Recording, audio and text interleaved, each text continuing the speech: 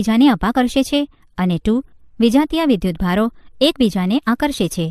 પ્રયોગોએ એ પણ દર્શાવ્યું છે કે બરુની ગોળીના સંપર્ક વખતે વિદ્યુતભાર સળિયા પરથી ગોળી પર સ્થાનાંતર પામે છે.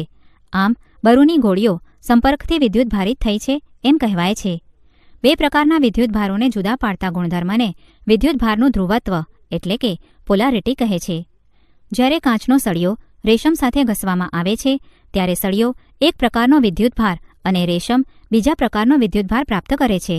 ઘસવાથી વિદ્યુતભારિત થતા 2 પદાર્થોની કોઈપણ જોડ માટે આ સાચું છે. હવે જો વિદ્યુતભારિત સળિયો જેની સાથે તેને ઘસેલો હતો તે રેશમના સંપર્કમાં લાવવામાં આવે તો તેઓ એકબીજાને આકર્ષતા નથી. અગાઉ જ્યારે વિદ્યુતભારિત થયા હતા ત્યારે જેમને આકર્ષતા કે અપાકર્ષતા હતા તેવા હલકા પદાર્થોને પણ તેઓ હવે આકર્ષતા કે અપાકર્ષતા નથી. આમ ઘસવાથી વિદ્યુતભાર પ્રાપ્ત કરેલો હોય